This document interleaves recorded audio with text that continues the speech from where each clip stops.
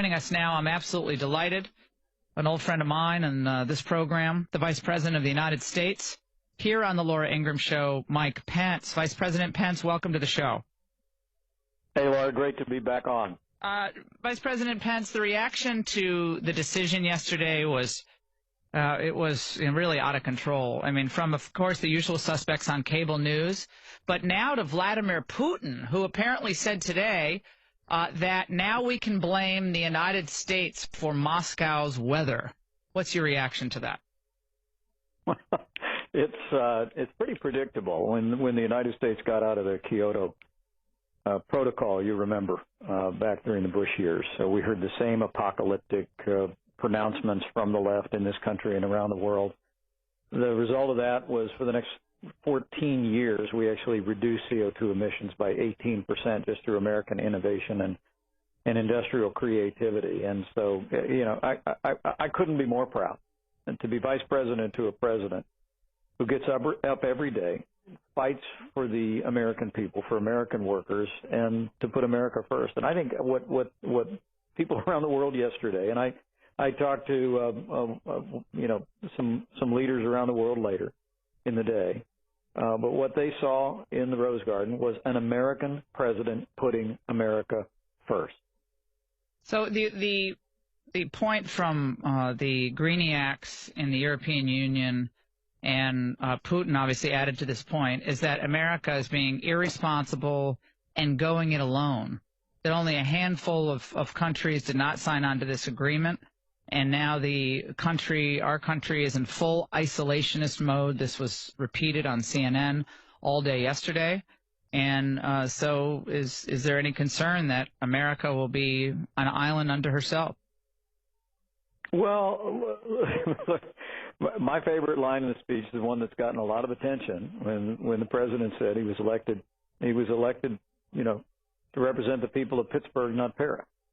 And Frank, you can look, I know you're a great student of history, Laura. You can look through American history. You can see many times where in the salons of Europe, American presidents and the United States were accused of the very same thing. Every time we put America first, every time we have stood up for the interests of the American people, we usually take the ire of the wider world. But there's a reason why we're the freest and most prosperous nation in the history of the world. And that's because, we are a nation that is grounded in a constitution and committed to the principles of freedom, including economic freedom. And the bottom line is this was a bad deal for the American people. It was a bad deal for the American economy. By one estimate, by 2040, our economy would have lost 6.5 million industrial jobs, including 3 million manufacturing jobs. But the argument is those jobs are going away anyway. What the globalists are saying is those jobs are going away. America's trying to hold on to a past that's never coming back, and we're not innovating as we should, et cetera, et cetera. Nicholas Burns, by the way, the Bush administration senior official, he said from a foreign policy perspective, it's a colossal mistake, an abdication of American leadership. I can't think of anything more destructive to our credibility than this, he said. Well, look, what the world saw a week ago was the president from the Middle East to Europe embracing his role as leader of the free world.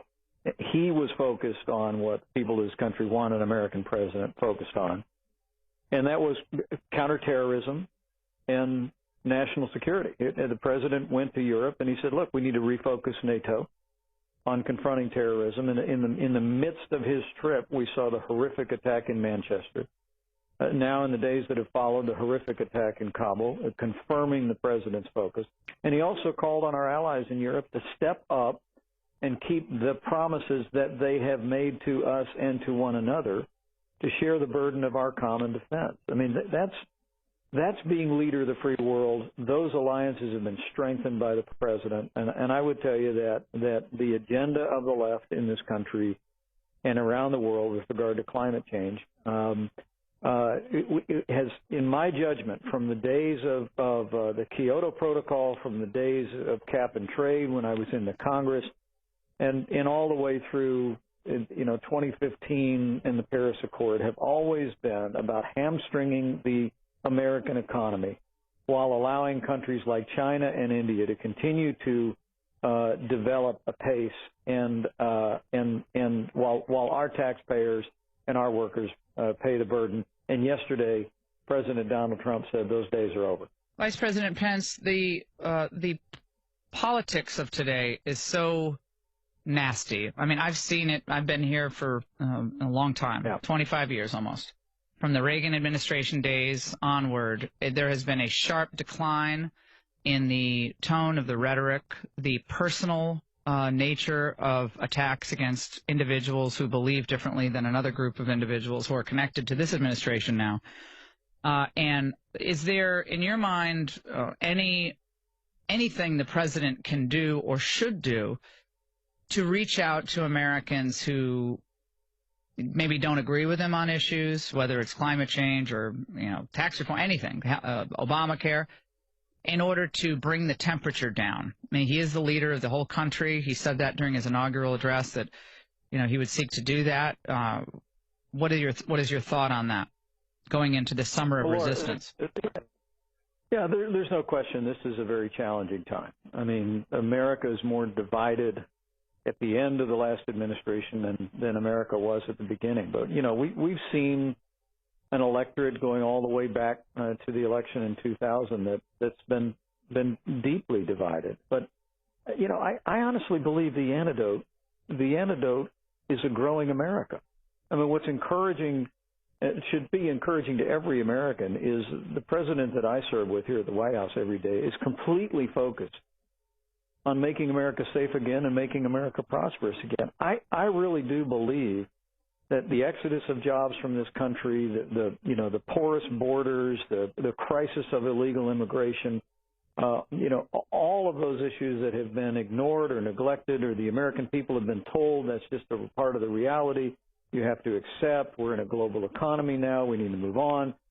Here you have in President Trump someone that says, no, we don't need to accept that. We can be a nation with borders. We can rebuild our military, and we can hunt down and destroy ISIS. And when it comes to the economy, from the first day of this administration, as you know, Laura, because you've talked about it more than anybody else, this president's been rolling back regulations. He's been battling to repeal and replace Obamacare. He's been advancing policies through executive action that have generated confidence in this economy that just this morning, the unemployment rate now is at a 16-year low. Everywhere I go in the country. Yeah, I mean, I think that's impressive. I think that prosperity is the way back to more unity. Right, I really do. Yeah, I think you're right that the stronger we get economically, the less a lot of these side issues become important.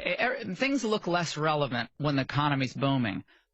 Of course, the numbers in May. And also, people are just, I'll tell you what, I was just talking to some folks on Fox News this morning, and, the whole cap and trade regime, the whole climate change regime, coming from a state in the industrial Midwest that has seen jobs leave our shores, go south to Mexico, go overseas, and that we're a state in Indiana that was very dependent, continues to be on coal-burning power plants. To see the war on coal that's been underway, I mean, it's like you've got elites, in the salons in Europe and in New York and Washington and Los Angeles who sit around and talk about these things, and then people in the heartland pay the price.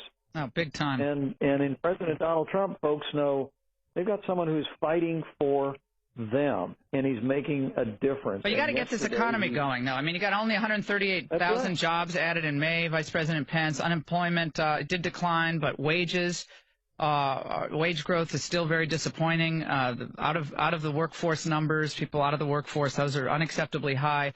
Without tax reform going through this year, without the Obamacare repeal and replace being passed through Congress, I don't see how we get this GDP up to where the president wants it to be, 3% and 4%. People are saying that's a pipe dream. And so how do you get this? How do you get the Congress to get off its duff and get this tax reform passed? And what is the White House willing to do? What capital is it willing to expend to get this tax reform done?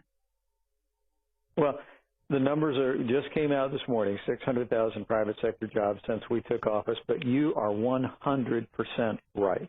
To get this economy back on its feet, to get us back, the historic average in this economy is 3%. You hear the way all the experts were saying, well, the president's average in this economy is 3%. You hear the way all the experts were saying, well, the president's budget's wrong because he assumes 3% growth.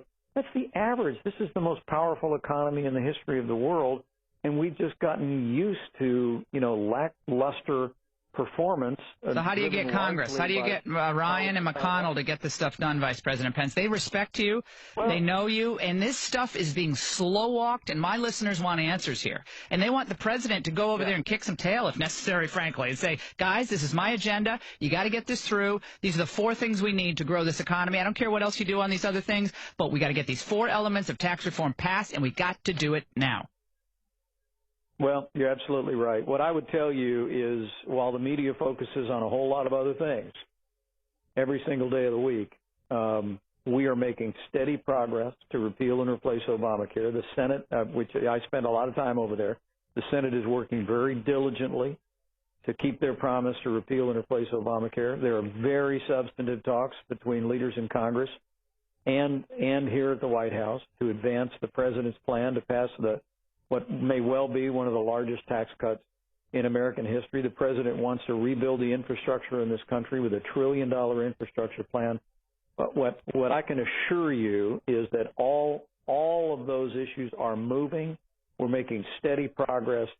But your listeners around the country should let their elected representatives hear from them. And you're absolutely right.